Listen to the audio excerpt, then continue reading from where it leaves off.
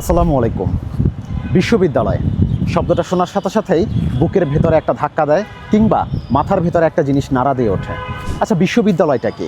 ইংরেজিতে যাকে আমরা বলি ইউনিভার্সিটি, অর্থাৎ যেখানে আমরা পাঠ আহরণ করব, যেখানে জ্ঞান চর্চা করব, যেখানে গবেষণা করব, যেখানে জীবনের শ্রেষ্ঠ সময়টা পার করব, সেই জায়গাটার নামই হচ্ছে বিশ্ববিদ্যালয়।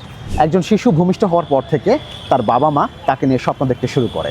সেই শিশুটি যখন গুটি গুটি পায়ে হাঁটি হাঁটি করে পা পা করে প্রথম যেদিন বিদ্যাপীঠে যায়, সেদিন থেকেই তার বাবা মা স্বপ্ন দেখতে থাকে আমার এই সন্তান একদিন বিশ্ববিদ্যালয়ের আঙিনায় পা রাখবে। হতে পারে সেটা দেশের কোনো বিশ্ববিদ্যালয়, হতে পারে কেন সেটা বিদেশের বিশ্ববিদ্যালয়। প্রত্যেক বাবা মার কাছেই তার সন্তান সবচেয়ে শ্রেষ্ঠ সম্পদ, সবচেয়ে শ্রেষ্ঠ বিনিয়োগ, এবং প্রতিটা বাবা মা চায় তার সন্তানকে সর্বোচ্চ সুযোগ সুবিধা দিয়ে দেশের সর্বোচ্চ বিদ্যাপীঠে পাঠানোর জন্য, এবং সেই সন্তান একদিন তার বাবা মার মুখ আলোকিত করবে। প্রতিটি বাবা মারই স্বপ্ন থাকে। তো আজকে আমরা কথা বলবো বিশ্ববিদ্যালয় নিয়ে। বিশ্ববিদ্যালয় হচ্ছে আমাদের প্রাণের জায়গা, আবেগের জায়গা, শিক্ষার জায়গা, জ্ঞানের জায়গা, গবেষণার জায়গা। এখানে এসে শিক্ষার্থীরা একটা ইউনিভার্সাল পরিবেশে সবার সঙ্গে মিশতে পারে, অনেক জ্ঞান আহরণ করতে পারে, যেই জ্ঞান কখনোই পাঠ্য বই থেকে আহরণ করা সম্ভব হচ্ছে না।